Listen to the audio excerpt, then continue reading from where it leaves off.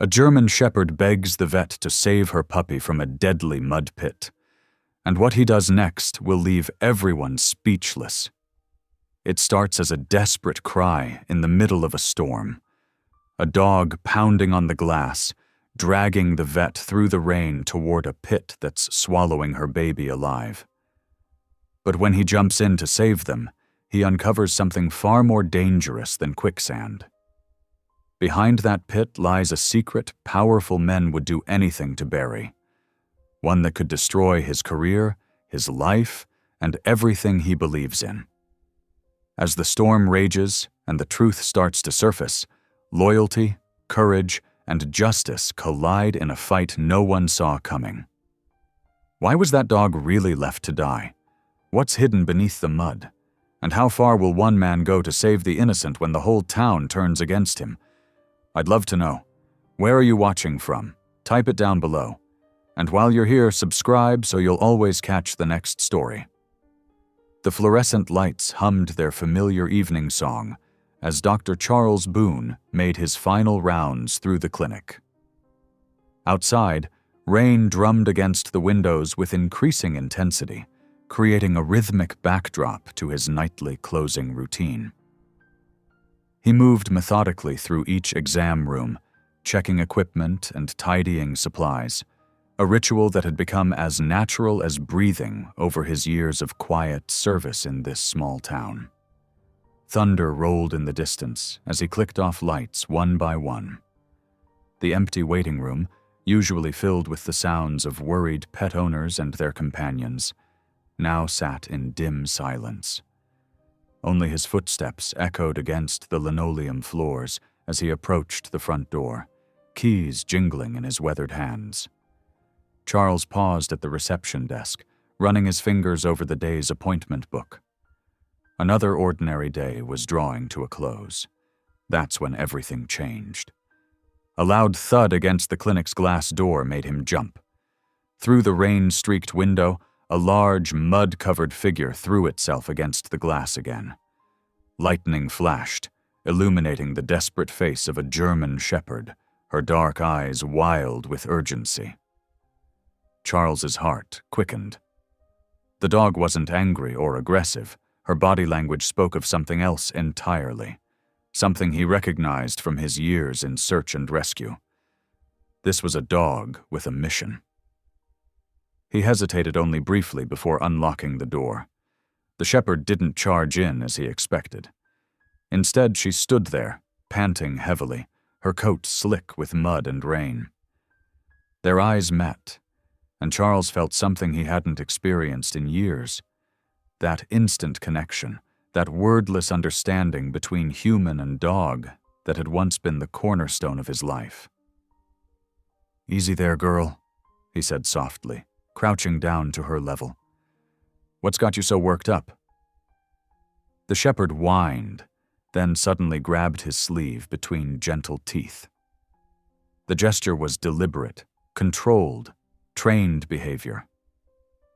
She tugged insistently, taking a few steps backward into the rain, then looking back at him with pleading eyes. Thunder cracked overhead, and Charles felt the years of self-imposed isolation crack with it. The mysterious dog's urgency stirred something in him that he'd thought long buried. That instinct to help, to follow, to trust a dog's intuition. It was what had made him an exceptional handler before everything went wrong. "All right," he said, reaching back inside to grab his heavy coat from the hook. "Show me." The shepherd released his sleeve and bounded a few steps ahead, looking back to make sure he followed. The rain had intensified, creating curtains of water that transformed familiar streets into something otherworldly. Charles's boots splashed through growing puddles as he followed the dog's dark shape through the downpour. They moved away from the well-lit main street, past shuttered shops and dark houses. The shepherd led him with unwavering purpose, pausing only to ensure he kept pace. Her mud-caked fur suggested she'd already been somewhere difficult, somewhere she needed to return to. The industrial district loomed ahead, a collection of warehouses and construction sites that marked the town's edge. Here, the streetlights were fewer and farther between, casting pools of yellow light that barely penetrated the rain. The shepherd's pace quickened, and Charles found himself jogging to keep up.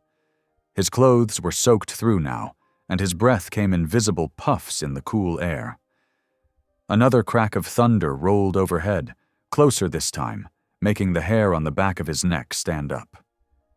The dog led him past abandoned equipment and stacks of building materials, their shapes looming like dark sentinels in the storm. They approached a chain-link fence surrounding a construction site. Fresh mud marked where the shepherd had likely squeezed through earlier. The dog paced anxiously along the fence line, looking back at Charles with that same desperate intensity that had drawn him from his clinic. Standing there in the rain, Charles felt the weight of years of careful routine and self-imposed isolation pressing against this moment of spontaneous trust. The shepherd's mud-covered form, her intelligent eyes, the controlled urgency of her movements, it all spoke to training, to purpose. This wasn't a random stray. This was a dog with a mission. Lightning flashed again, illuminating the construction site beyond the fence. Mud-filled puddles reflected the brief burst of light, and Charles could see fresh tire tracks cutting through the churned earth. Something was happening here, something that had driven this trained dog to seek help. The shepherd whined again, pawing at the fence. Her eyes never left Charles's face, and in them he saw a mirror of his own past, of times when lives had hung in the balance, when trust between handler and dog had meant the difference between rescue and tragedy. He reached out to touch the shepherd's wet fur, feeling the powerful muscles trembling beneath his hand. "Okay, girl," he said, his voice barely audible above the storm. "Show me what's so important." The sound of distant machinery cut through the rainfall, somewhere beyond the fence line. The shepherd's ears perked up, and she looked toward the sound with intense focus. Charles felt his heart rate increase, years of training kicking in despite his long absence from rescue work. He studied the fence, looking for a way through. The shepherd had found one. That much was obvious from the mud on her coat, but he would need to find his own path. The construction site stretched out before him, a maze of half-finished structures and shadowy equipment, all transformed by rain and darkness into something ominous. Lightning flashed again, closer now, followed almost immediately by a deafening crack of thunder. The shepherd pressed against Charles's leg, not in fear, but in solidarity. Whatever lay beyond that fence, whatever had driven this trained dog to seek him out specifically, it was clear that turning back was not an option. Charles ran his hands along the fence, feeling for a weak spot or opening. The rain continued to pour, running in rivulets down his face and neck. His fingers were growing numb from the cold, but he persisted. The shepherd paced beside him, her anxiety evident in every movement. The distant sound of machinery grew louder, then suddenly cut off. In the following silence, broken only by the steady drumming of rain, Charles felt the weight of decision pressing down on him. He'd spent years building walls around himself, creating a safe, predictable life, far removed from the high-stakes world of search and rescue. Now, in one rain-soaked moment, those walls were crumbling. He found what he was looking for, a section of fence where the bottom had pulled away from the ground, creating a gap just large enough to squeeze through. The shepherd immediately recognized his discovery, wagging her tail briefly before turning serious again. As Charles knelt in the mud, preparing to follow this mysterious dog into whatever situation awaited them, he felt a familiar mixture of anticipation and dread. It was the same feeling he'd had on countless rescues before, that knowledge that something urgent and potentially dangerous lay ahead. The shepherd watched him intently, her dark eyes reflecting the distant security lights. She was patient now, waiting for him to make his move, trusting that he would follow where she led. In that moment, Charles realized how much he'd missed this, not just the adrenaline or the sense of purpose, but this profound connection between human and dog, this wordless partnership in the face of unknown challenges. He took a deep breath, feeling the cold rain run down his back. The construction site loomed before them, a dark maze of potential danger and mystery. Whatever this dog needed him to see, whatever had driven her to seek him out on this stormy night, it was about to become clear. Thunder rolled again overhead as Charles prepared to squeeze through the fence, the sound seeming to echo the gravity of his decision. The shepherd's presence beside him was steady and reassuring, a reminder of a life he'd left behind and skills he'd tried to forget. But some things, he realized, couldn't be forgotten. They just waited for the right moment to resurface. The mud squelched beneath his hands as he positioned himself to slip under the fence. The shepherd watched intently, her entire body focused on what lay ahead. In her eyes, Charles saw not just urgency, but also trust. Trust that he would follow, trust that he would help, trust that he was the right person for whatever challenge awaited them beyond the fence. Thunder crackled overhead as Charles squeezed through the gap in the fence, his clothes already soaked through from the relentless rain. The German shepherd darted ahead, her dark form barely visible in the gloom, but her occasional glances backward ensured Charles stayed on track. The construction site was a maze of half-finished structures and heavy equipment, their shapes looming like prehistoric beasts in the darkness. The shepherd led him past towering piles of gravel and sand, her paws finding sure footing despite the treacherous mud. Charles followed more carefully, his shoes slipping on the wet ground. The rain hammered down harder now, creating sheets of water that limited visibility to mere feet ahead. Suddenly, the ground dropped away sharply. Charles caught himself just in time, his feet sliding at the edge of what he now recognized as a massive gravel pit. The recent downpour had transformed it into a dangerous slurry of mud and rainwater, the surface churning with each fresh deluge.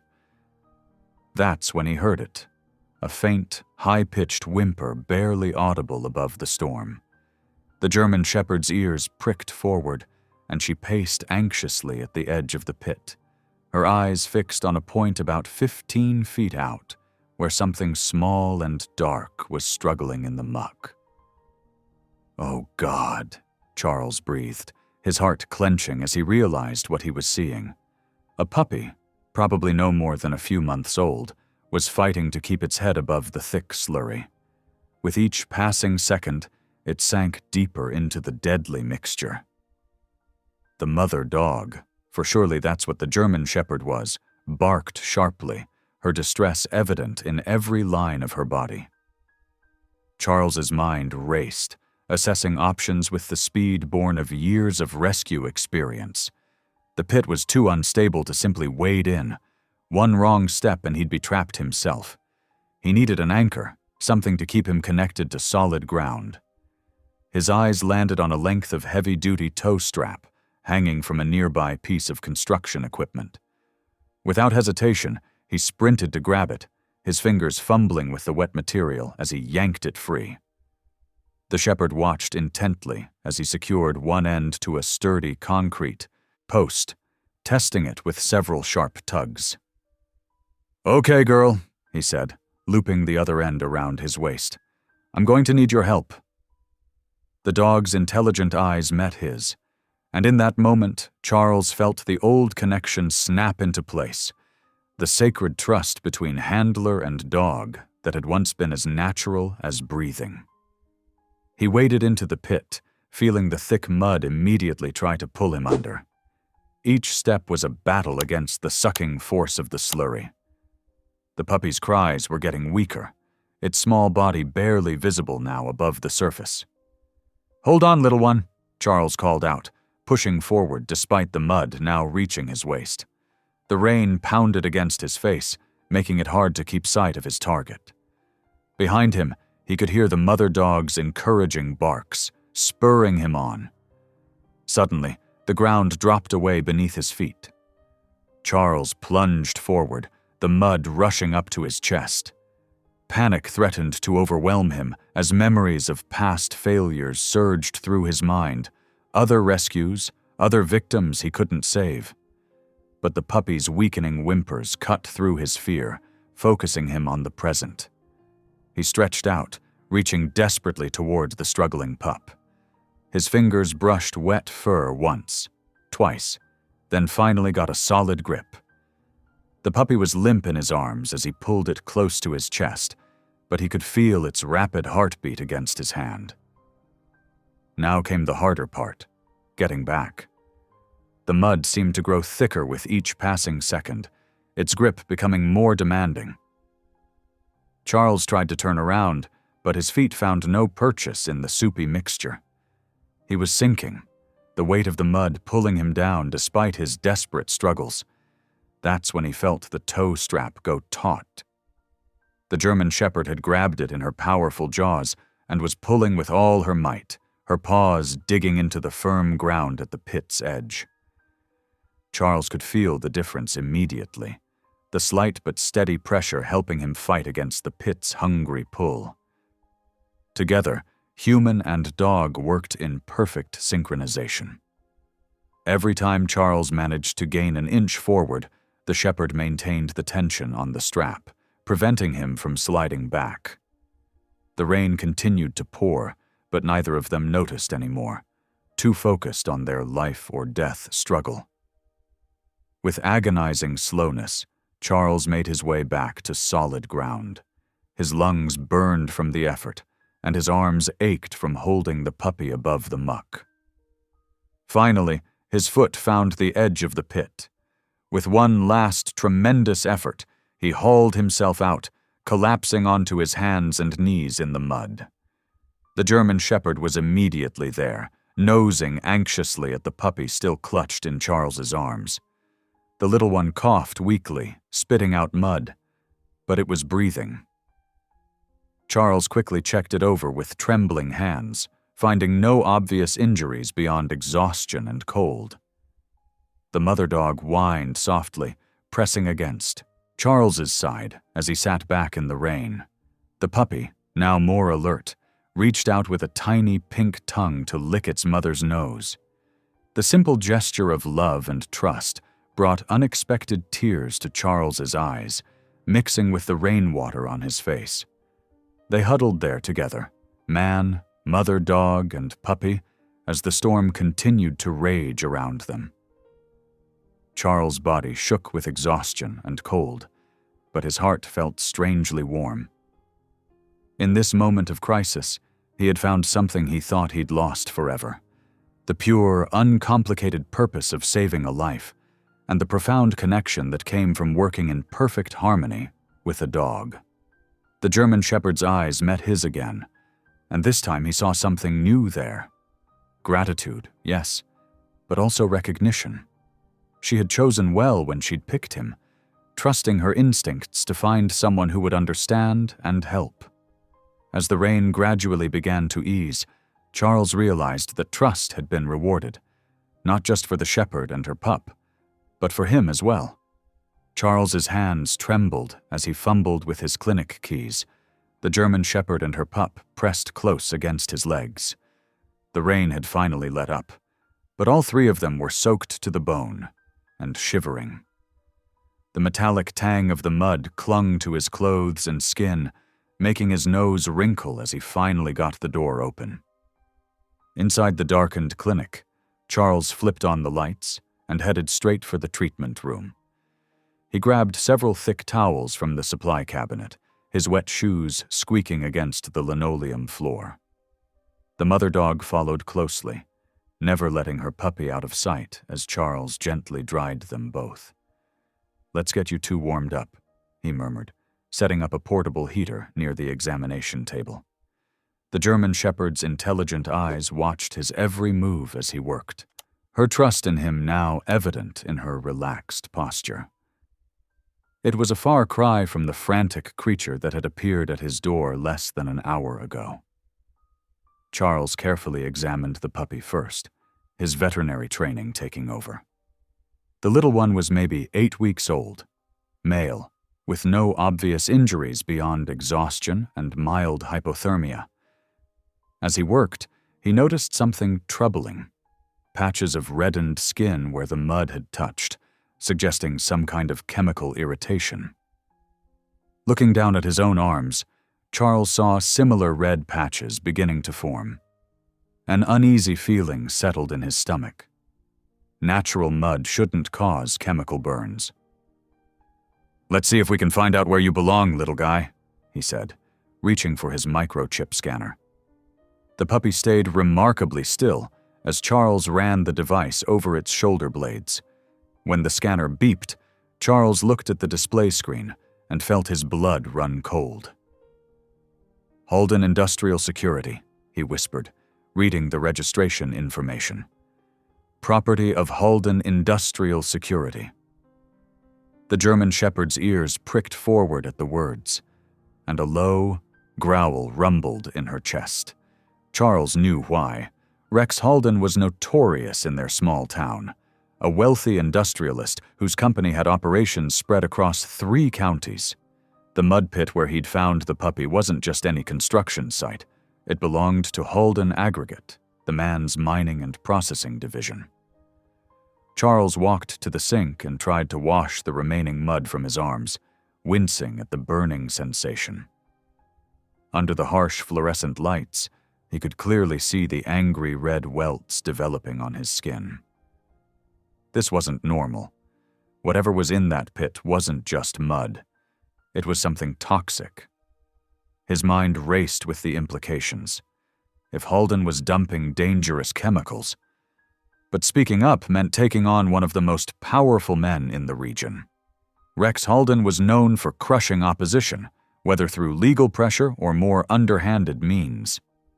The last person who'd tried to expose environmental violations at one of his facilities had mysteriously lost their job and moved away. The German Shepherd pressed against his leg, looking up at him with those knowing eyes. Her puppy had fallen asleep by the heater, finally warm and safe. Charles thought about how many other animals might have encountered that toxic pit. How many might not have been as lucky as this puppy? He reached for his phone, fingers hovering over the keypad. There was one person he trusted to handle this right: Laurel Pike, the county wildlife officer. They'd worked together before on injured animal cases, and he knew she was one of the few local officials who couldn't be bought. Charles glanced at the clock, 11:30 at night. Late, but this couldn't wait until morning. He dialed Laurel's number, hoping she'd answer. "Pike here," came the crisp response after 3 rings. "Laurel, it's Charles Boone. Sorry to call so late, but I've got a situation here that can't wait." "Charles, what's wrong?" The professional edge in her voice softened slightly.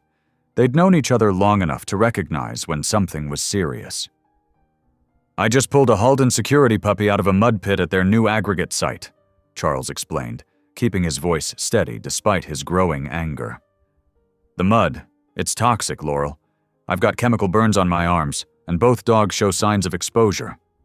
There was a moment of silence on the other end. "Are you sure about this, Charles? Halden's not someone we want to accuse without solid evidence." "I'm sure." Charles looked down at his arms again, at the worsening burns. "I've got the dogs here at my clinic, complete with microchip registration, and I've got these burns to prove something's very wrong with whatever they're dumping in that pit." He heard Laurel take a deep breath. "Stay there. I'll be at the clinic in 20 minutes. Don't let those dogs go anywhere, and document everything. Photos of the burns, the microchip information, everything. We need to handle this exactly right." "I know."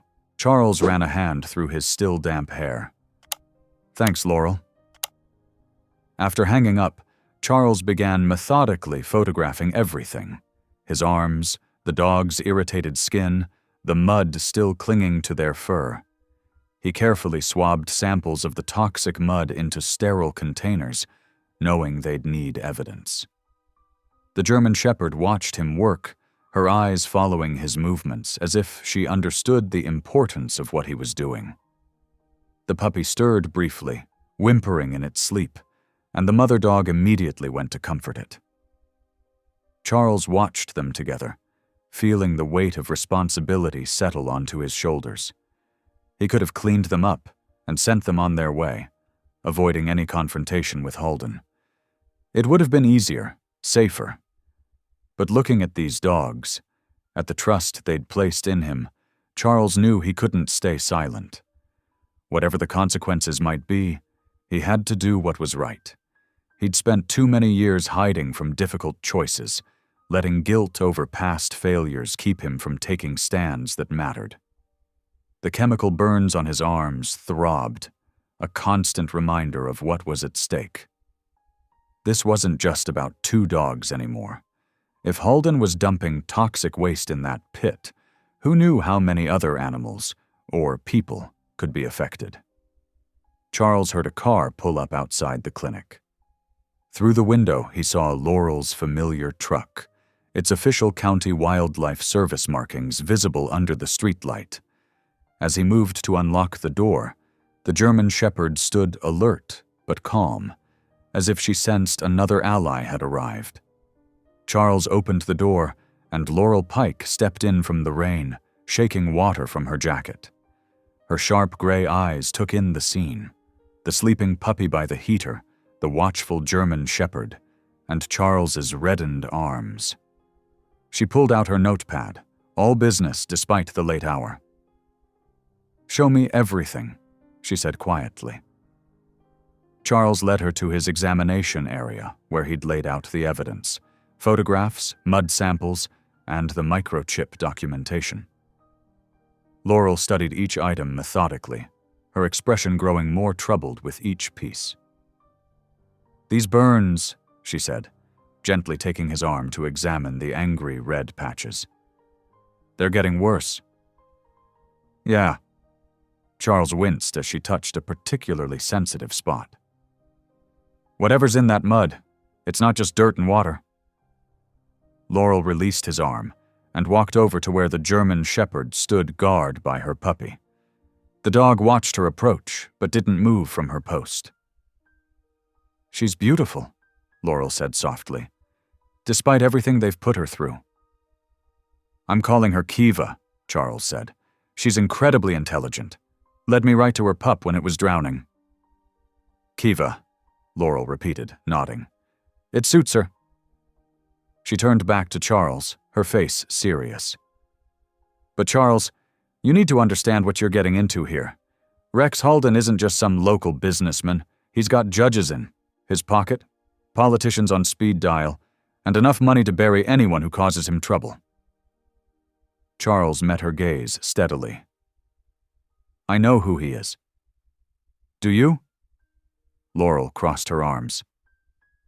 The last environmental inspector who tried to cite one of his facilities suddenly had 3 different agencies investigating their personal finances. They resigned within a month. The journalist who wrote about illegal waste disposal at his plants found himself facing libel charges that cost him everything. "So we just let him poison the land?" Charles gestured to his arms. "This isn't just about breaking regulations, Laurel. This is criminal negligence." Laurel sighed, running a hand through her hair. "I'm not saying do nothing. I'm saying we have to be smart about this. If you go back onto that property without authorization, you could lose your veterinary license. Everything you've built here, gone." The weight of her words settled heavily in the room. Charles walked over to Kiva, who pressed against his leg supportively. The contact seemed to give him strength. "I used to lead search and rescue missions," he said quietly, surprising himself by bringing up the past he rarely discussed. "For 8 years, I trained handlers and dogs. went into the worst conditions imaginable to save lives. Laurel watched him, saying nothing. Then I lost someone, a trainee. Young kid, so eager to prove himself. Charles's voice grew rough with the memory. I cleared him for a night operation when I should have known he wasn't ready. The avalanche... He stopped, swallowing hard. Kiva whined softly, pressing closer. I quit after that. Couldn't face the responsibility anymore. Came here, opened this clinic, tried to convince myself that treating pets and farm animals was enough. He looked down at Kiva. But tonight, when this brave girl needed help, something woke up inside me. Something I thought was dead. Charles, Laurel's voice held understanding and concern. I can't walk away from this, Laurel. Not again. Whatever it costs me. He turned to face her fully. But I'll do it right. I'll document everything. Follow proper channels. Just help me build a case that will stick. Laurel was quiet for a long moment, studying him. Finally, she nodded. Okay. But we do this my way. No more midnight rescues, no matter what. I'll get these samples to the state lab first thing tomorrow. We'll need soil and water samples from around the perimeter of the property, taken legally with proper warrants. Thank you, Charles said simply. Don't thank me yet. She managed a small smile. This won't be easy. Halden's going to fight back hard when he realizes what we're doing. As if understanding the gravity of the conversation, Kiva moved to stand between them, looking from one to the other. Her puppy stirred, letting out a tiny yawn that somehow broke the tension in the room. First things first, Laurel said, kneeling to examine the puppy more closely. These dogs need protection. Halden will want them back if he finds out they survived. Over my dead body, Charles said quietly. Let's hope it doesn't come to that. Laurel stood, brushing off her knees. I'll list them as strays in my report. No mention of the microchip. That'll buy us some time. Thunder rolled outside, and rain drummed harder against the clinic's roof. Charles thought about that muddy pit in the storm, about how close they'd all come to disaster. The chemical burns on his arms throbbed, a physical reminder of the corruption they were facing. Looking at Laurel's determined face, at Kiva's steady presence, Charles felt something he hadn't experienced in years, the quiet certainty that came with doing what was right, no matter the cost. He'd run from that feeling after the avalanche, buried it under years of safe routine and careful choices. But tonight had changed everything. The old instincts were awake again, the ones that had once driven him to lead teams into blizzards and across treacherous terrain. Only this time, the rescue wasn't about finding lost hikers. It was about exposing a truth that powerful men wanted to keep hidden. Laurel began gathering the evidence into her official carry case, each item carefully labeled and documented. I'll need your formal statement, she said. Everything that happened tonight, in detail, and we'll need to photograph those burns again in the morning. Show the progression. Charles nodded, watching as Kiva settled back down beside her puppy. The German Shepherd's vigilance never wavered, even as exhaustion showed in her eyes. She'd trusted him with her puppy's life, led him through the storm without hesitation. Now it was his turn to prove worthy of that trust. The night stretched ahead, full of statements to write and evidence to catalog. But underneath the professional routine, both Charles and Laurel knew they'd crossed a line. They were challenging a man who wasn't used to being challenged, who had destroyed others for far less. Yet as Charles looked at his burned arms, at the sleeping puppy that had nearly drowned in toxic waste, he felt no fear. There would be time for that later. For now, there was only the familiar focus that came with having a clear mission, a wrong to right. The storm raged on outside, but inside the clinic plans were being made. Evidence was being gathered, and a man who had once lost his way was finding it again, one careful step at a time. The night pressed heavy and thick around Charles and Laurel as they made their way back toward the quarry. Though the earlier downpour had eased to a gentle drizzle, the air hung dense with an acrid chemical smell that burned their nostrils and made their eyes water. "Wait!" Laurel held up her hand, stopping Charles at the edge of the property. She pulled out her phone, checking their location against the GPS coordinates. "We need to stay on public land. One misstep, and we lose any chance of making this case stick." Charles nodded, adjusting the weight of his sample collection kit. The burns on his arms still throbbed beneath his sleeves, a constant reminder of what was at stake. They moved carefully along the perimeter, documenting everything with Laurel's department-issued camera. The beam of their flashlights caught something moving in the darkness, a steady, rhythmic pulsing. Following the sound, they discovered industrial pumps partially hidden behind earthen berms, their thick hoses snaking through the mud toward a nearby creek. "This is it," Laurel whispered, her voice tight with controlled anger. She pulled out her phone and started recording video evidence. "They're dumping straight into the watershed." Charles crouched down, carefully collecting water samples from where the dark liquid joined the creek. The smell was overwhelming this close. "We need to test this immediately. Whatever they're pumping out here, it's not just mud and rainwater." They worked methodically, gathering samples and documenting the setup from multiple angles. Every few minutes, Laurel would check their position, making sure they remained on public land. The night seemed to close in around them, full of shadows and unseen dangers. Suddenly, brilliant light exploded across the site. Multiple vehicles had pulled up, their high beams cutting through the darkness like searchlights. Charles and Laurel froze, momentarily blinded. "Well, well," a smooth, cultured voice cut through the night. "What have we here?" As their eyes adjusted, Charles saw Rex Halden step out of a luxury SUV, flanked by his burly foreman and 2 security guards carrying visible sidearms. The industrialist's expensive suit looked oddly out of place in the mud and rain, but his bearing was pure confidence. He moved like a man who owned everything his eyes fell upon. "Officer Pike?" Halden's smile never reached his cold blue eyes. "This is an unexpected pleasure, though I must say, conducting inspections at this hour seems rather irregular." "Mr. Halden?" Laurel's voice remained professional, though Charles could hear the tension underneath. "We're investigating reports of illegal dumping and environmental hazards." "On my private property? Without a warrant?" Halden's smile widened as he glanced at Charles. "And with a civilian accomplice, no less. How very interesting." "We haven't crossed your property line," Charles said firmly, though his heart was pounding. "This creek is public waterway." "Ah, Dr. Boone." Halden turned his full attention to Charles, studying him like a curious specimen.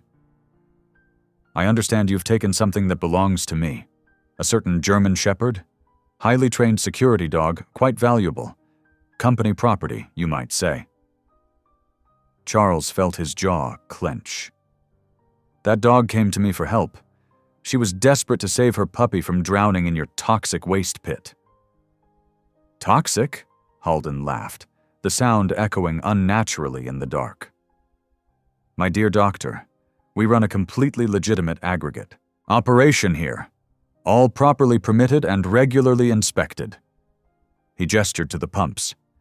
"Simple drainage system for excess rainwater. Nothing more." As if on cue, 2 patrol cars pulled up, their red and blue lights painting the scene in shifting shadows. The deputies who stepped out looked uncomfortable, their eyes avoiding direct contact with either Charles or Laurel. "Sheriff's Department," one deputy announced half-heartedly. "We've had reports of trespassing and theft of company property." Laurel stepped forward, badge in hand.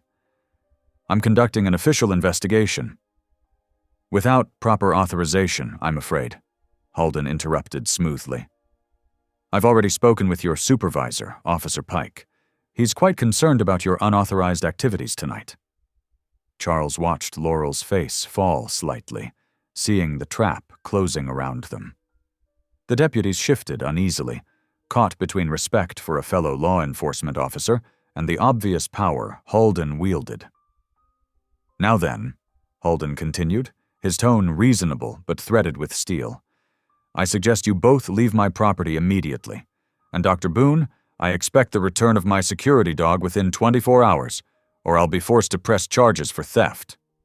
That dog was abandoned, Charles protested, left to die with her puppies. Prove it. Halden's smile turned razor sharp. The microchip shows clear ownership. The courts tend to respect property rights, don't they, Officer Pike? Laurel's hand tightened on her sample kit. This isn't over, Mr. Halden. Oh, but I think it is. He gestured to the deputies. Please escort our guests off the premises, and do make sure they don't accidentally retain any souvenirs from their visit. The deputies stepped forward reluctantly. Ma'am, sir, please come with us. Charles wanted to resist, to argue, to show everyone the burns on his arms as proof of what was happening here. But Laurel caught his eye and gave a slight shake of her head. They had to play this smart, not brave. As they were led back to their vehicles, Halden's voice floated after them. Remember, Doctor, 24 hours. I'd hate to see a respected professional like yourself facing criminal charges. The drive back to town passed in tense silence. Finally, Laurel pulled over in an empty parking lot, her hands gripping the steering wheel until her knuckles turned white. I'm sorry, Charles, she said quietly. I should have known he'd have people watching. Should have gotten more backup in place first. You couldn't have known, Charles replied, though his mind was racing with worry for Kiva and her pup. But what do we do now? He's got the sheriff's department in his pocket, your supervisor. Not everyone, Laurel said firmly. There are still good people in the department, people who'll stand up when they see real evidence. We just need to be smarter about how we get it. She turned to face him fully. But Charles, he wasn't bluffing about pressing charges. If you don't return Kiva, I won't send her back there. Charles's voice was quiet but determined. You saw how she was treated, what they did to her and her puppies. She trusted me. I won't betray that trust. Laurel studied him for a long moment, seeing the same quiet strength she'd noticed earlier in the clinic. Okay, she said finally. Then we need a plan. A way to protect both you and Kiva while we build this case properly. The rain had stopped completely now, leaving behind a world washed clean and dangerous. Somewhere in the darkness behind them, pumps continued their poisonous work, protected by money and influence, and the shadow of law twisted to serve the powerful. But in that quiet parking lot, two people who had chosen to stand against corruption began to plan their next move. The night was far from over, and dawn seemed very far away.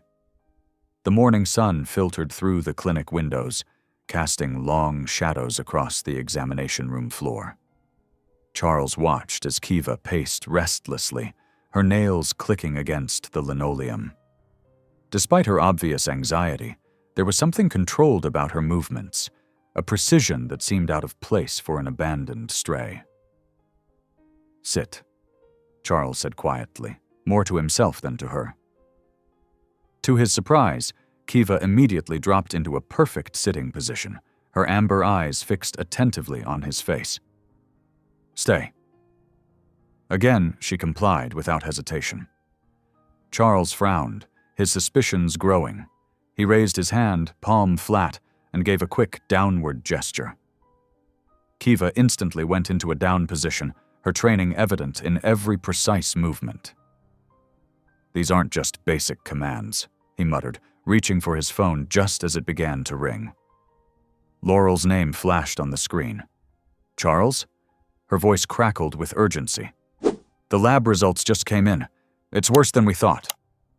He put the phone on speaker, watching as Kiva's ears perked up at Laurel's voice. How bad?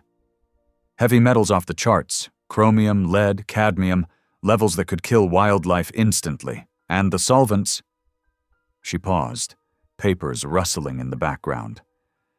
Industrial-grade cleaning chemicals, paint thinners, who knows what else. They're using that pit as their personal toxic waste dump. Charles's jaw tightened as he remembered the burning sensation on his arms from the rescue.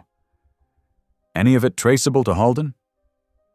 Some of the chemical signatures match known compounds used in industrial cleaning processes, the kind their security division would use to maintain equipment. There was more rustling. I'm heading over. There's something else we need to look into. 20 minutes later, Laurel strode through the clinic doors, her arms full of folders.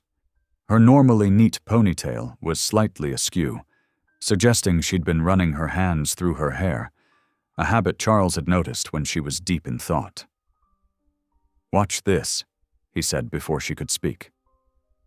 He turned to Kiva and made a series of quick hand signals. The German Shepherd responded instantly, executing a perfect series of security patrol movements, checking corners, indicating positions, even demonstrating a controlled, aggressive stance. Laurel's eyes widened. Those are professional security dog commands. I've seen them at police K9 demonstrations. Exactly. Charles knelt beside Kiva, gently scratching behind her ears. She's not just any abandoned dog. She's professionally trained. And recently. Laurel spread her folders across the examination table. That fits with what I found. Halden Industrial Security has a dog training division. They breed and train their own security dogs for various facilities. She pulled out a document. But here's where it gets interesting. They have strict protocols about failed dogs. Charles stood, moving to examine the papers. Failed? Aggression tests, mainly. They want dogs that can be aggressive on command but completely controlled. Any dog that shows unpredictable aggression or fails to maintain absolute control. She trailed off, her expression grim. What happens to them? Charles asked, though he suspected he already knew the answer. Officially, they're supposed to be rehabilitated and adopted out. But I made some calls. No local shelters have ever received a dog from Halden's program. No adoption records. Nothing. Kiva whined softly, pressing against Charles' leg. He looked down at her, seeing the intelligence in her eyes, the trust she'd placed in him despite whatever trauma she'd endured. So they just dispose of them, he said, his voice tight with anger, like they dispose of their toxic waste. Laurel nodded grimly. The timing fits. Kiva and her litter were dumped near that pit right when they were increasing their illegal disposal activities. Two problems solved at once. Get rid of the failed dogs and make sure any evidence of the dumping would be… She couldn't finish the sentence. Charles felt sick. He remembered the puppy he'd pulled from the pit, how close it had come to drowning in that toxic soup. How many others hadn't been so lucky? Look at this, Laurel continued, pulling out more documents. Training records from 3 months ago. A female German Shepherd, registration number matching Kiva's microchip. Failed final certification due to excessive protective instinct toward handler during simulation. She was too loyal, Charles said softly. Too protective, so they threw her away. Laurel spread out more papers. Maintenance logs show increased activity at the pit starting exactly 1 week after Kiva's failed test. The same week witnesses reported hearing barking from that area at night. Charles's hands clenched into fists. They didn't just abandon them. They deliberately put them there, knowing what was in that pit, knowing what would happen.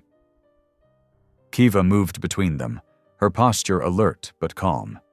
She looked from Charles to Laurel, then back again, as if following their conversation. The Intelligence in her eyes seemed to hold volumes of unspoken testimony. "This isn't just criminal negligence anymore," Laurel said, gathering the documents. "This is deliberate cruelty, environmental crimes, and conspiracy to cover it up. The question is, how do we prove it?" Charles walked to the window, watching the morning traffic pass by. Regular people going about their days, unaware of the corruption poisoning their community.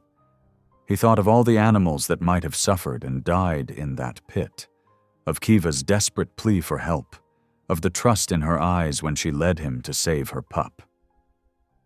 "We prove it with Kiva," he said finally, turning back to face Laurel. "She's not just evidence of their cruelty, she's a witness. Her training, her microchip, the timing of everything, it all tells a story they can't deny." Laurel looked thoughtful. "We'd need more than just circumstantial evidence. We need something concrete that ties everything together." "The training records," Charles said, pointing to the folders. "There must be more. Documentation of other dogs, other failures. If we can show a pattern." "And match it to the chemical disposal dates," Laurel finished, catching his train of thought. "Plus, every security dog they train has to be registered with the state. If we can prove they're not following proper disposition protocols..." "It would open them up to a full investigation," Charles nodded. "One that even Halden's influence couldn't stop." Kiva let out a soft bark, drawing their attention. She sat perfectly at attention, every inch the professional security dog she'd been trained to be.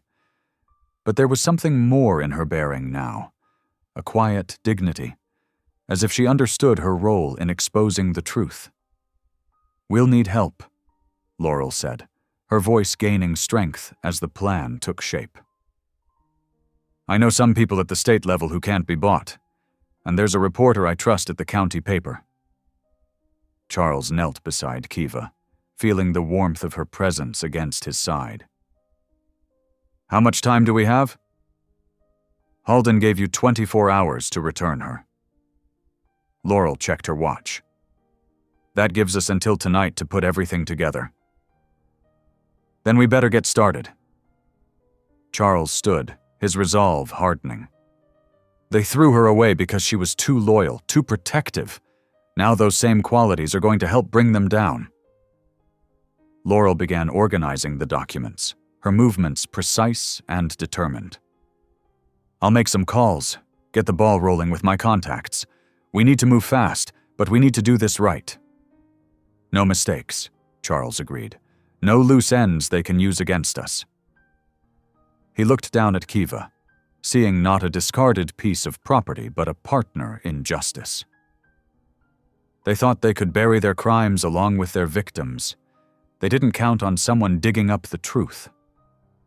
The morning sun climbed higher, casting away the last shadows in the room. There was work to be done, evidence to gather, a case to build. But for the first time since this began, they had more than just suspicions.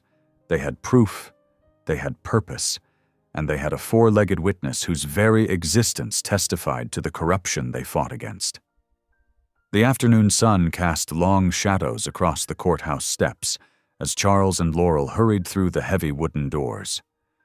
Their footsteps echoed in the marble hallway as they made their way to the clerk's office, carrying folders thick with evidence. "Everything's here," Laurel whispered, spreading out the documents on a side table. "Lab results, training records, disposal logs, witness statements, even satellite images showing the changes to the quarry over time." Charles nodded, his face set with quiet determination. "And the emergency orders?" "Already drawn up." Laurel pulled out 2 separate forms. One for protective custody of Kiva and Flint, one for an immediate shutdown of the quarry pending environmental investigation. The clerk processed their paperwork with methodical precision while they waited, every minute feeling like an hour. Finally, she raised her stamp and brought it down with a decisive thud. "Judge Morrison will see you now." Inside the judge's chambers, Charles laid out their case, His voice remained steady as he described finding Kiva, the rescue of Flint, and the evidence of systematic abuse and environmental crimes. The judge listened intently, occasionally glancing at the photos of chemical burns and toxic soil samples. "This is disturbing material, Dr. Boone," Judge Morrison said finally. "Ms. Pike, as a county officer, you're vouching for these findings?" "Yes, Your Honor," Laurel replied firmly. "The EPA lab results alone justify immediate action." The judge nodded gravely. "I'm granting both orders. The sheriff will accompany hazmat teams to secure the site. The animals will remain in protective custody at your clinic, Dr. Boone, pending full investigation." Within hours, the quarry transformed into a scene of official activity. Hazardous materials teams in white protective suits moved methodically across the property, marking evidence and taking samples. Local news vans gathered at the perimeter, cameras rolling as inspectors discovered barrel after barrel of improperly stored industrial waste. Charles stood at the edge of the commotion, Laurel beside him, watching as years of hidden corruption came to light. When reporters approached, microphones extended, he spoke simply but with conviction. "Sometimes justice starts with a single cry for help," he said, his quiet voice carrying across the sudden hush. "One dog's courage exposed what money and influence tried to hide.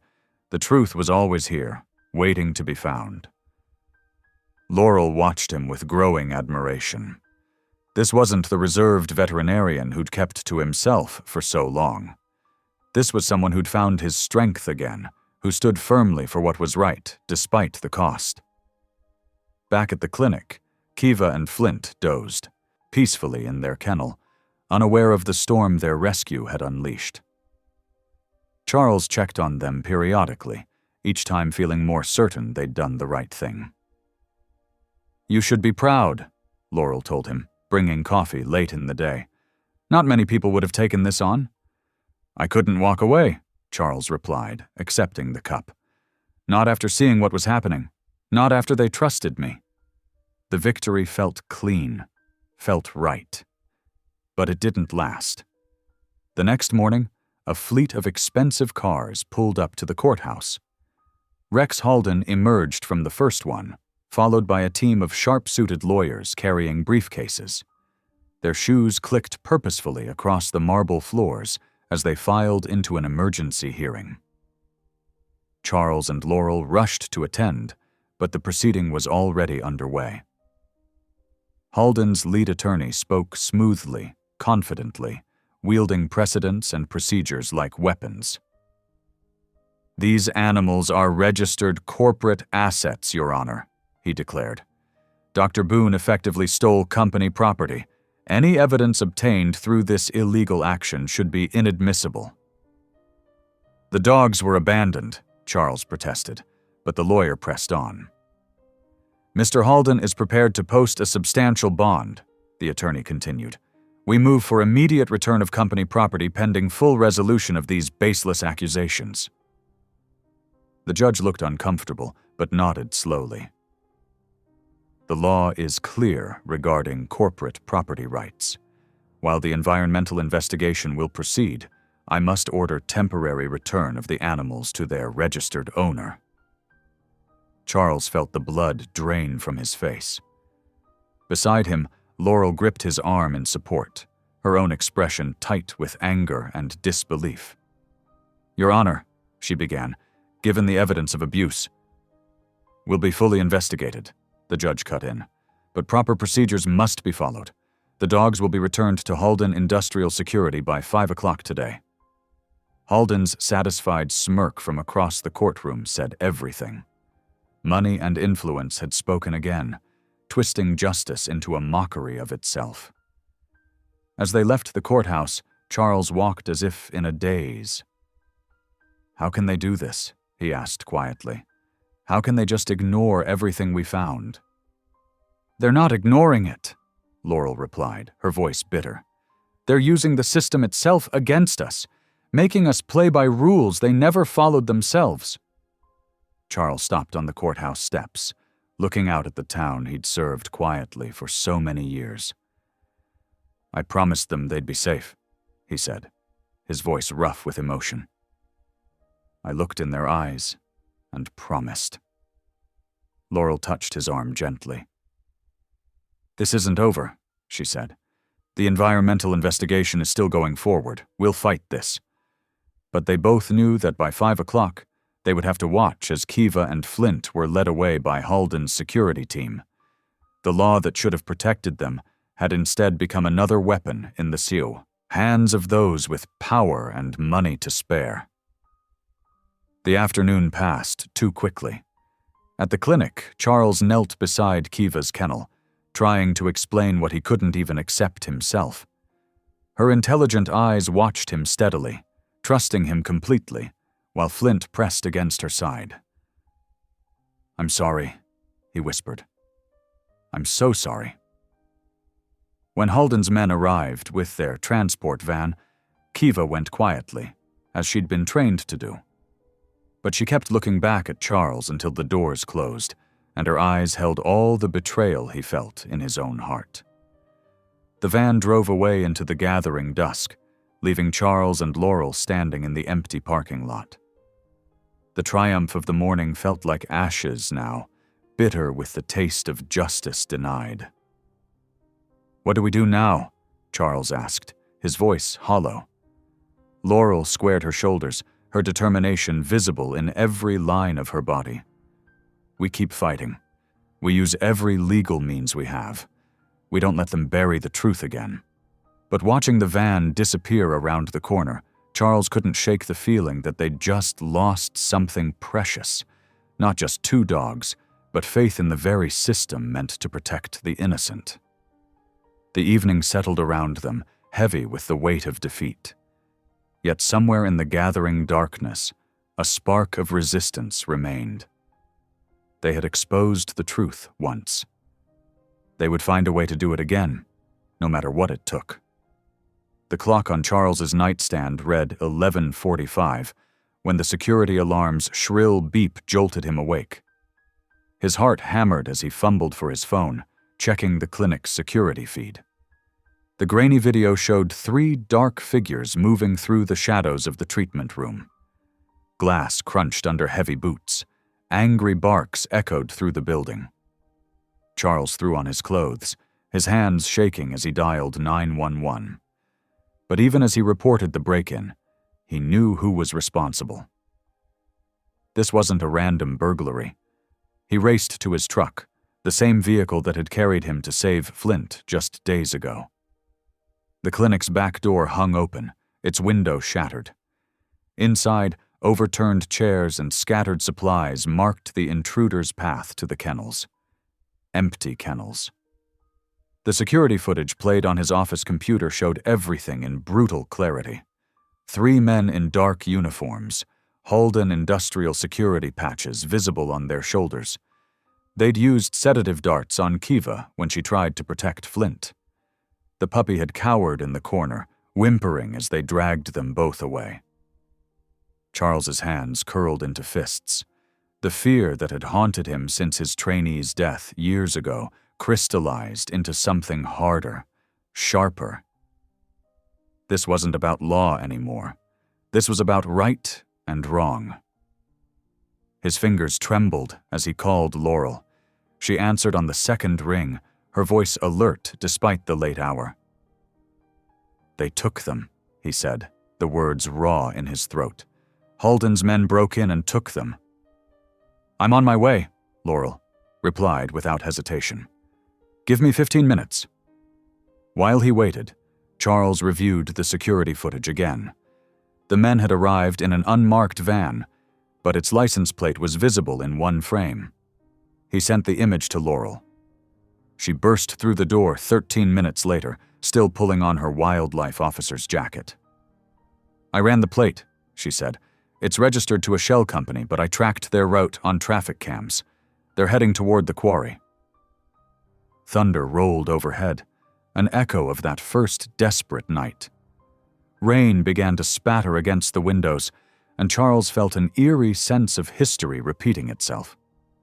But this time, He wasn't following a dog into the unknown. This time he knew exactly what he was facing. He grabbed the heavy-duty flashlight from his emergency kit and the same tow strap that had saved Flint's life. Laurel watched him with concern in her eyes. "Charles, wait," she said. "Let me call for backup. We can do this legally." "Like we did before?" The bitterness in his voice surprised them both.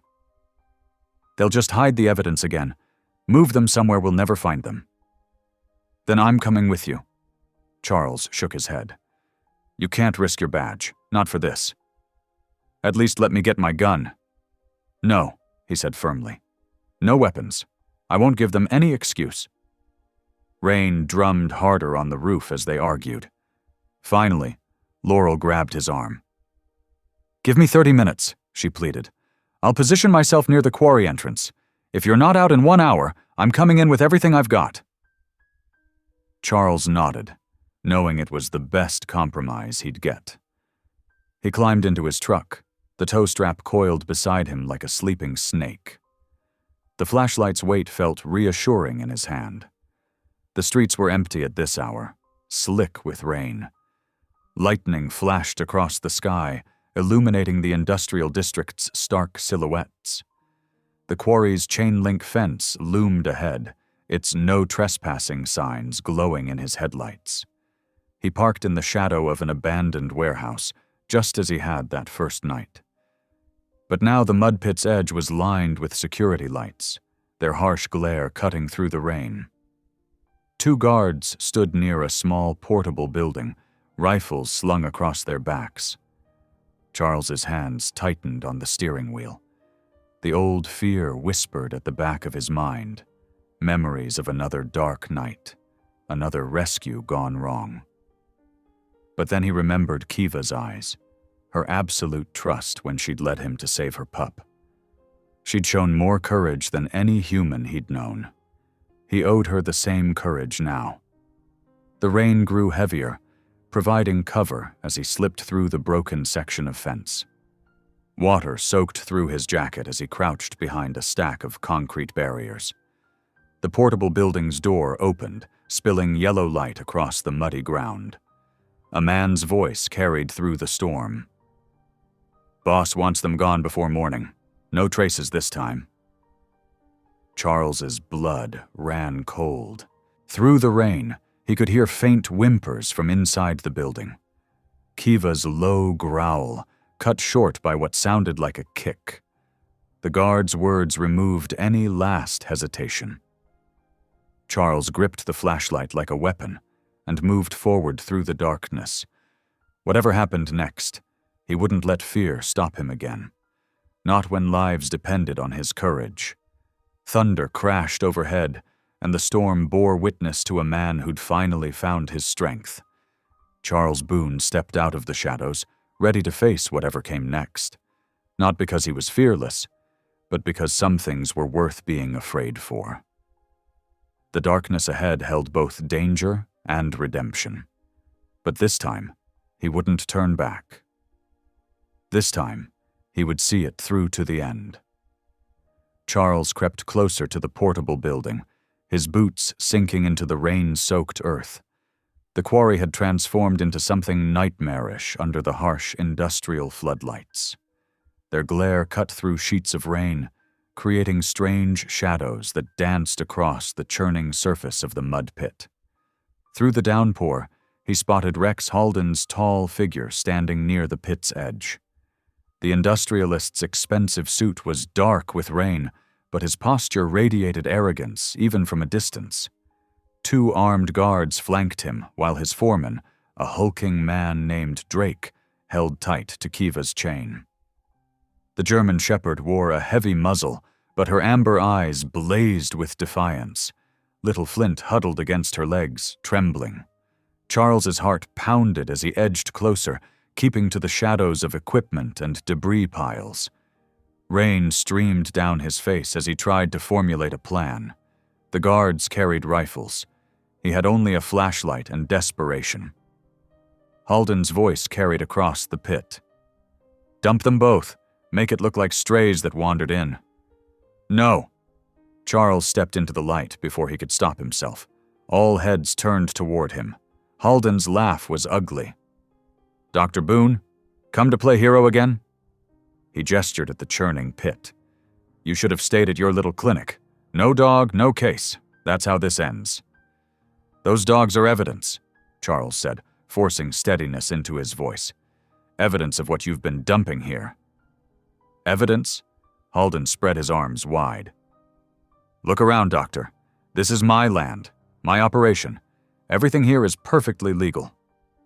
Including attempted murder? Charles took another step forward. That's what this is. Killing those dogs to cover up your toxic waste. Careful, Doctor. Halden's smile turned sharp. Accidents happen in places like this, especially to trespassers who don't know when to quit. Thunder cracked overhead. In the strobing lightning, Charles saw Drake releasing Kiva's chain. The big man started moving toward him with cruel intent in his eyes. Last chance, Halden called. Walk away. Forget what you think you saw. Charles stood his ground. I forgot once before.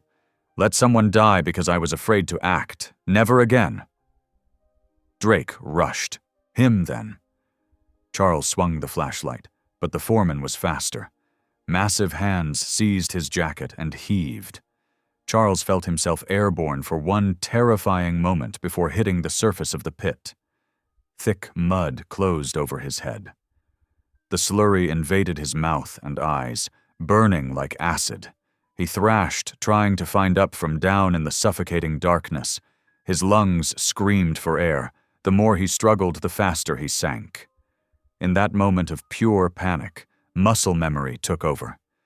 His fingers found the whistle still hanging around his neck, the one he'd used in his search and rescue days.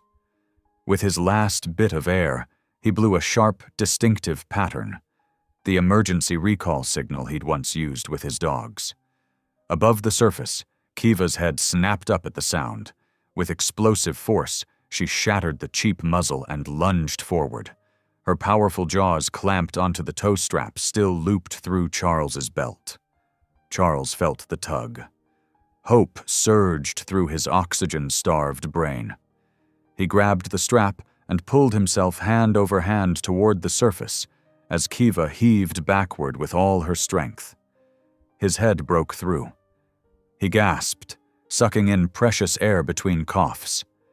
The mud tried to drag him back down, but Kiva dug her paws into the ground and kept pulling. Inch by brutal inch, she dragged him toward solid ground. Halden shouted orders.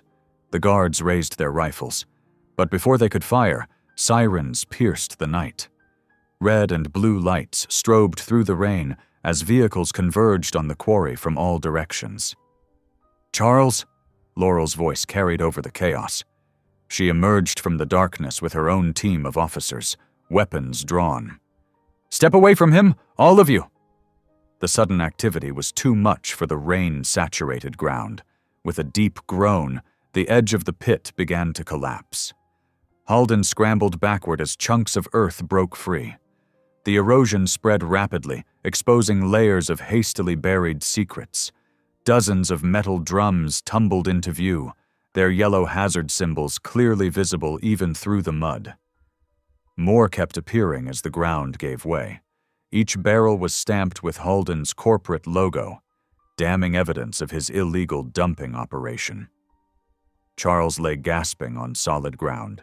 Kiva pressed protectively against his side. Through burning eyes, he watched Halden's face transform from arrogance to fear as his crimes literally surfaced before dozens of witnesses. Laurel was already calling for hazmat teams and environmental officials. Other officers moved to secure the scene and detain Halden's men. The industrialist himself stood frozen, watching his carefully constructed world crumble like the banks of his toxic pit. Thunder rolled again, but this time it sounded like justice. Charles wrapped one arm around Kiva's mud-caked fur, while little Flint burrowed against them both. The German shepherd's loyalty had not only saved his life, it had brought truth into the light. Rain continued to fall, but now it felt cleansing rather than threatening. It washed away layers of mud to reveal more evidence with each passing minute. Nature itself seemed determined to expose what Halden had tried to hide. Charles watched through stinging eyes as Laurel personally cuffed Halden. The industrialist's expensive suit was now as mud-stained as everyone else's clothes. His power and influence meant nothing in the face of such overwhelming evidence. Hazmat teams arrived in their white protective suits, looking alien in the harsh floodlights. They began documenting and containing the spilled barrels, while environmental officials took samples and photographs.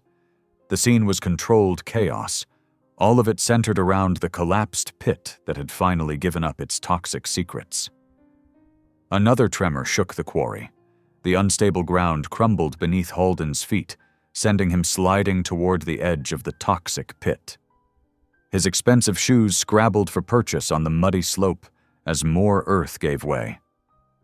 "Help!" Real fear cracked through Halden's arrogant facade. His fingers clawed desperately at the disintegrating bank. "Please!" Charles moved without thinking. Despite his burning lungs and aching muscles, he lunged forward and grabbed Halden's wrist just as the industrialist started to fall. The weight nearly pulled them both in. Charles's shoulders screamed in protest as he dug his heels into what solid ground remained. Kiva was there in an instant, teeth gentle but firm on Charles's jacket, adding her strength to hold them steady. Together, they slowly pulled Halden back from the brink of the pit that had almost claimed Charles's own life minutes before. Once on stable ground, Halden lay panting, his usual commanding presence reduced to a mud-covered wreck. Charles retrieved a zip tie from his pocket, standard equipment from his rescue days. With precise movements, he secured Halden's wrists behind his back. "Why?"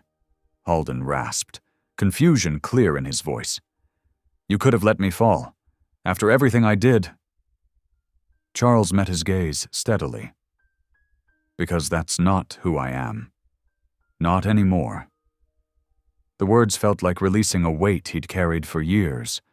The guilt of his trainee's death had driven him to hide from responsibility, to play it safe. But saving lives, human or animal, wasn't about being safe. It was about doing what was right, even when it was hard. More police vehicles arrived, their lights painting the rain-slicked scene in alternating red and blue. Deputies swarmed the site, securing the perimeter and detaining Halden's remaining men. The evidence of environmental crimes lay exposed under the harsh floodlights, dozens of leaking barrels, illegal drainage systems, and years of toxic waste seeping into local groundwater. Laurel directed the officers with calm efficiency, but her eyes kept returning to Charles. When the scene was finally under control, she made her way to where he sat being examined by paramedics. "The EPA is sending a full hazmat team," she said, watching as they treated the chemical burns on his arms. "State police are taking over the investigation. Halden's not getting out of this one." Charles nodded, wincing as the medic cleaned another burn. Kiva pressed closer to his side, while Flint dozed in a clean blanket nearby, both dogs refusing to leave even for treatment of their own minor injuries.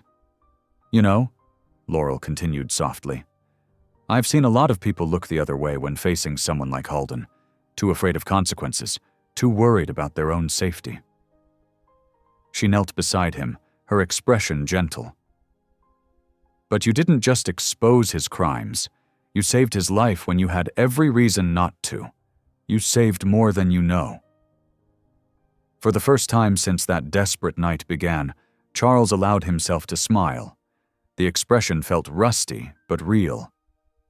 "We saved them," he corrected, scratching behind Kiva's ears. "All of us together." The rain was finally letting up, and dawn wasn't far off. Soon, investigators would comb through years of corporate records. Journalists would expose the full scope of Halden's toxic dumping. Justice would grind forward through the legal system.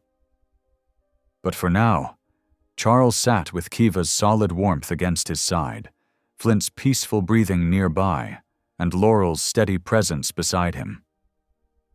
The weight of the past felt lighter somehow. He had chosen mercy over vengeance, justice over revenge.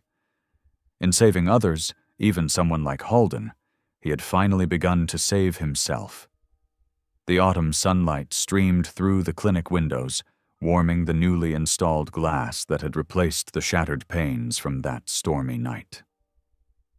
Charles checked his watch, 2:15 in the afternoon, as he finished updating patient records. The local news played quietly in the background, covering the latest developments in the Halden case. In breaking news, industrialist Rex Halden faces multiple felony indictments today, the reporter announced. Prosecutors have filed charges including environmental crimes, animal cruelty, and obstruction of justice. Sources say the evidence collected from the quarry site has revealed decades of illegal toxic dumping.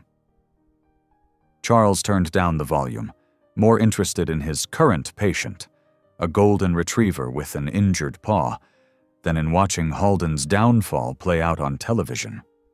Kiva lay nearby, her watchful presence a constant comfort in the examination room. Her coat had regained its shine, and the scars from her previous life were slowly fading. Flint, now growing into a handsome young dog, dozed in the corner, occasionally twitching in his sleep. The official custody papers had arrived that morning. The county judge had made it permanent. Both dogs would stay with Charles.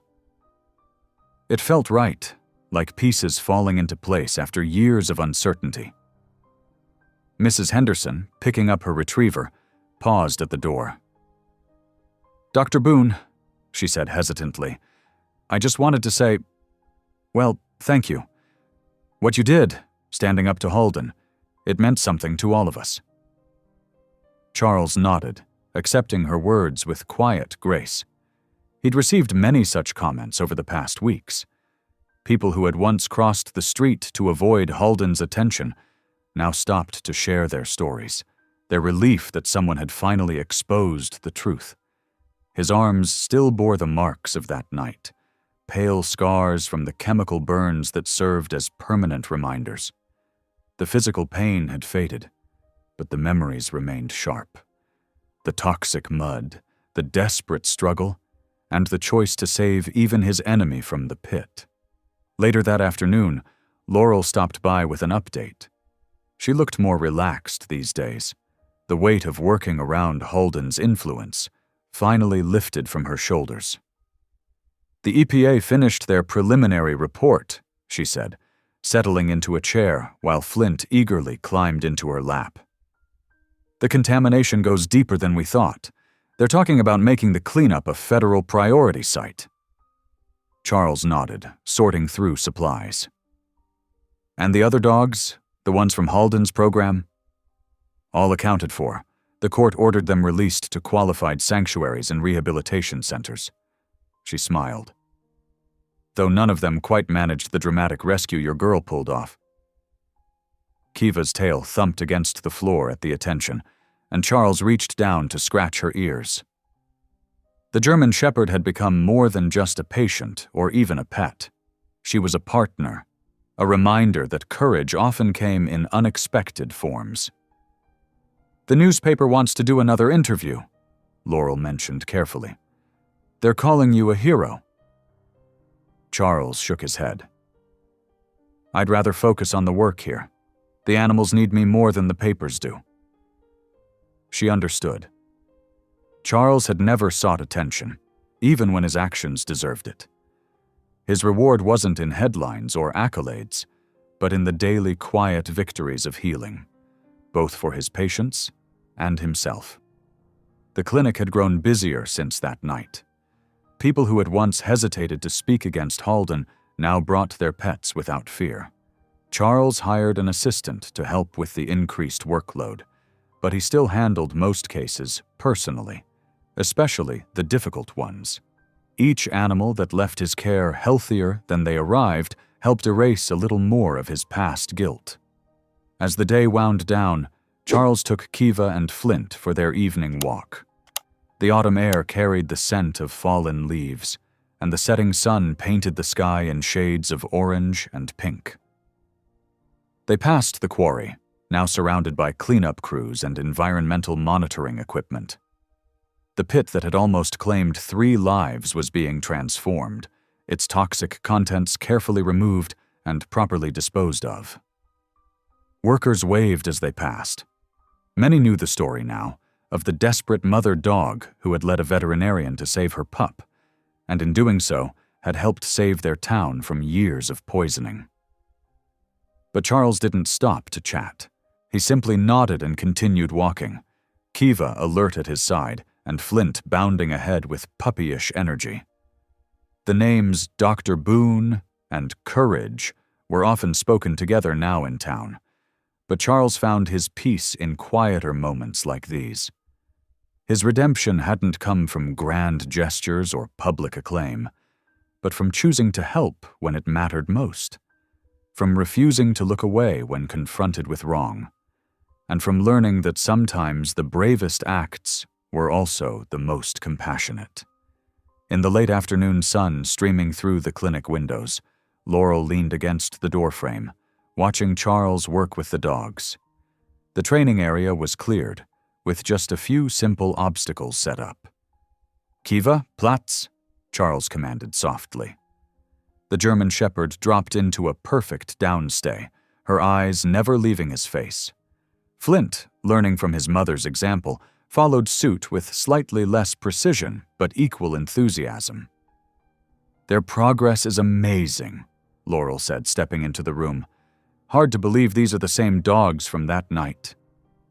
Charles nodded, his hands moving in the precise gestures that Kiva followed without hesitation.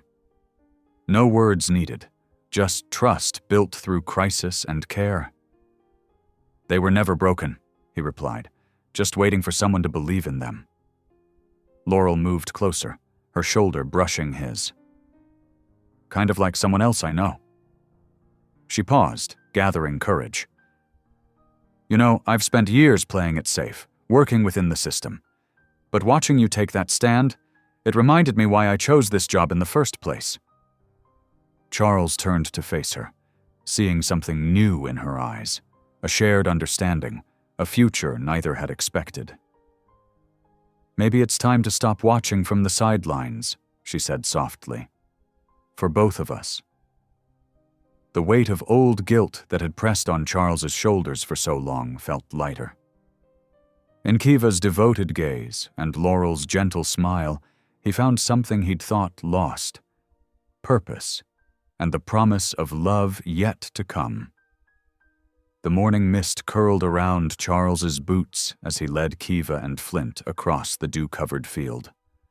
The sun was just beginning to paint the eastern sky in shades of pink and gold, casting long shadows across the grass. He carried his old search and rescue pack, unopened for years, but still bearing the familiar weight of memories. "Okay, girl," he said softly to Kiva, his voice steady despite the flutter in his chest. "Let's see what you can do." From her spot near the tree line, Laurel watched as Charles began laying out training patterns. His movements were precise, each step carrying the muscle memory of countless past sessions. She knew what this meant to him, how each command given and followed helped wash away the pain of that terrible day when he'd lost his trainee. Kiva moved with focused intensity, her nose working the ground as Charles guided her through basic search patterns. Flint bounced alongside, learning by watching his mother. The young pup's enthusiasm brought an unexpected smile to Charles's face. "Quarter turn, Kiva," Charles called out, using hand signals along with his voice. The shepherd responded instantly, adjusting her search grid with military precision. This wasn't just training, it was healing in motion, purpose being reborn with each successful command. Tears pricked at Charles's eyes, but they weren't tears of grief this time. They were tears of redemption, of finding his way back to the work that had once defined him. In the quiet of the early morning, Charles stood in the clinic lobby, carefully hanging the mud-stained toe strap on the wall. The rope was still caked with dried slurry, each dark patch a testament to that night of desperate courage. Sunlight crept through the front windows, catching the frayed edges of the strap and making them glow like weathered gold. Kiva and Flint lay at his feet, their breath steady and peaceful. Charles knelt beside them, running his hand over Kiva's rough coat. "We're not done yet," he whispered, his voice carrying equal measures of determination and tenderness. The front door chimed softly as Laurel entered. She paused, taking in the scene, the hanging strap, the gentle morning light, the man and his dogs. Walking over, she stood beside Charles, their shoulders almost touching. There was no need for words. They'd both crossed that pit together, faced down fear, and chosen what was right. The morning sun strengthened, flooding the lobby with warmth. In its light, Charles saw not the shadows of his past, but the promise of tomorrow. He and Laurel stood as equals now, bound by something deeper than the memory of danger, bound by the quiet courage it takes to stand up for what matters. Thanks for watching. If any part of this story lingered with you, consider subscribing. I'll be here again tomorrow, sharing another tale that speaks to the soul.